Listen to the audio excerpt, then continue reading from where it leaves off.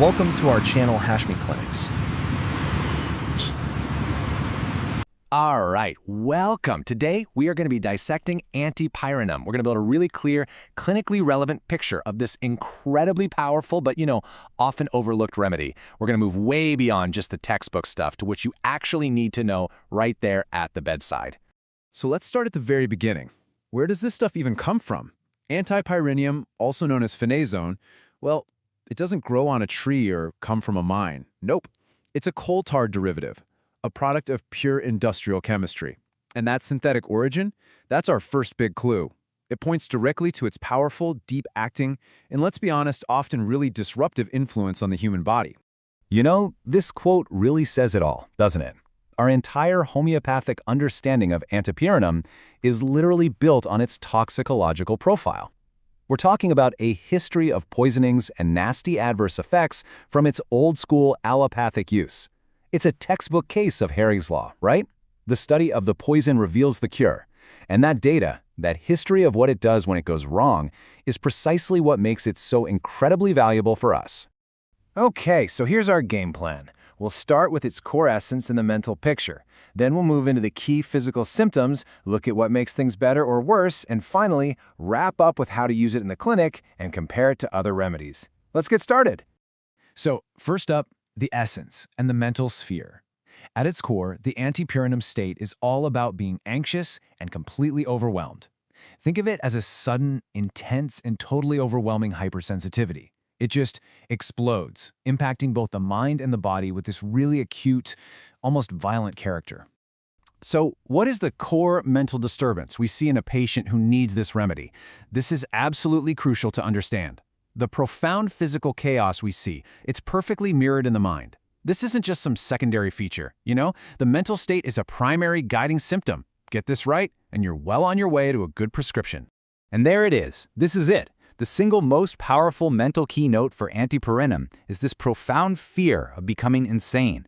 It's not just a worry, it's a terror, a deep-seated feeling that their mental balance is just collapsing. This acute, overwhelming anxiety about their own sanity is rooted right in the remedy's deep neurological disturbance. It's huge. And this fear manifests in some pretty intense ways. We're not talking about simple, everyday anxiety here. This is a state of profound neurological turmoil. The patient is just agitated, restless. They can't be calmed down. They might have these vivid hallucinations, seeing things, hearing things. And you can just imagine how that feeds right back into that core fear of going crazy. Okay, so let's switch gears and move to the physical plane. And what we see here is, well, it's like a system-wide storm. The remedy's action is just so dramatic. It affects multiple systems all at once, and it creates this very distinct and, frankly, pretty alarming clinical picture.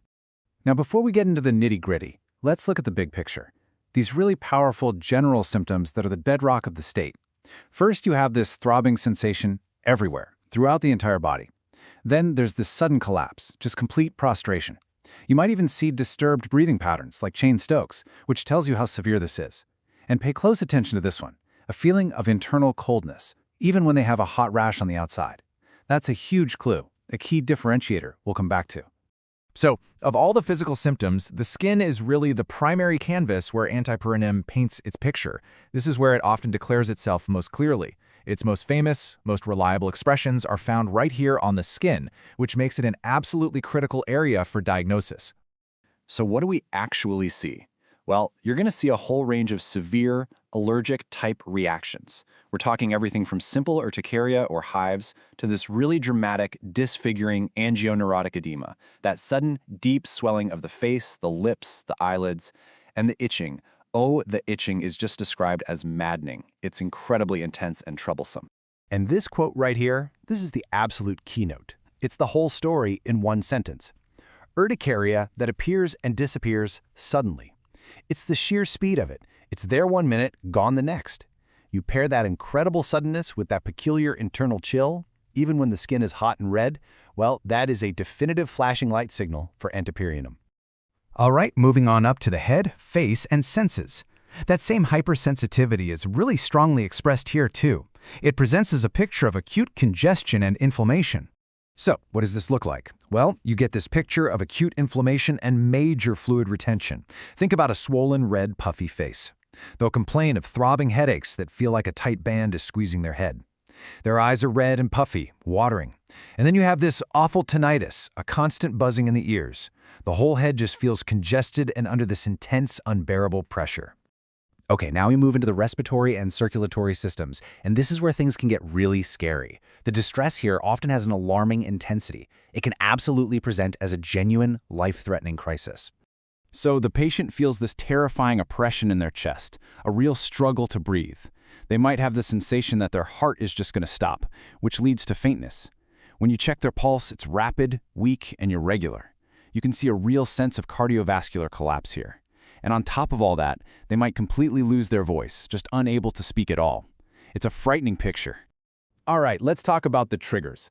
Understanding the modalities, what makes the antipyrinum state better or worse, is absolutely vital for the clinic. The good news is there aren't many of them, but the ones that are there are incredibly clear and really reliable guides. And here they are, simple and powerful. The symptoms are intensely aggravated by coffee, especially if it's someone who drinks a lot of it. On the flip side, they find some relief, even if it's temporary, from hot drinks.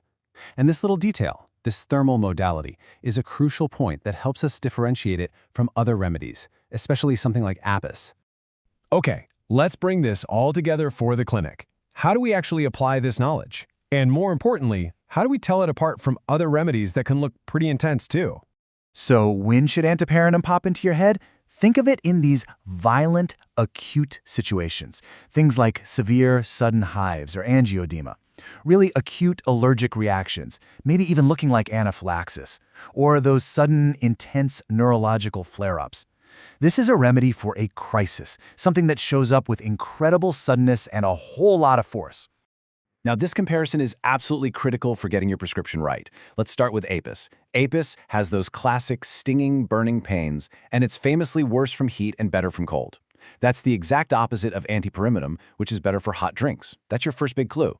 Then you have belladonna. Now, both have throbbing and suddenness, right? But here's the key difference. Antipyrinum has that strange internal coldness.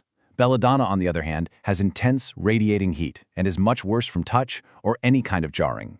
So, to really lock this remedy in your mind for clinical use, just remember these 4 key steps. First, suspect it in any violent, sudden crisis that looks allergic or neurological. Second, confirm it with those unique keynotes, the sudden hives, the edema, and that profound fear of going insane. Third, differentiate it carefully from apis based on the modalities and from belladonna based on the temperature. And finally, number 4, remember that pervasive, all-over-the-body throbbing sensation. And that wraps up our deep dive into antipyrinum.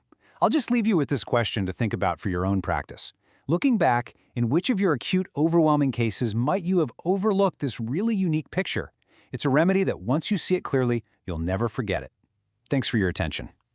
Professor Dr. Rifat Hashmi is a distinguished homeopathic physician, educator, and researcher with over 4 decades of clinical and teaching experience. He is widely respected for his deep command of Materia Medica, repertory, and constitutional prescribing, combined with a practical, patient-centered approach. Dr. Hashmi has dedicated his career to training generations of homeopathic doctors, blending classical principles with modern clinical insight. He is also known for his innovative work in digital homeopathy, developing educational content, clinical tools, and AI-assisted systems to enhance remedy selection and case analysis. With a strong commitment to ethical practice and lifelong learning, Professor Dr. Rifat Hashmi continues to guide, inspire, and elevate the standards of homeopathic education and patient care.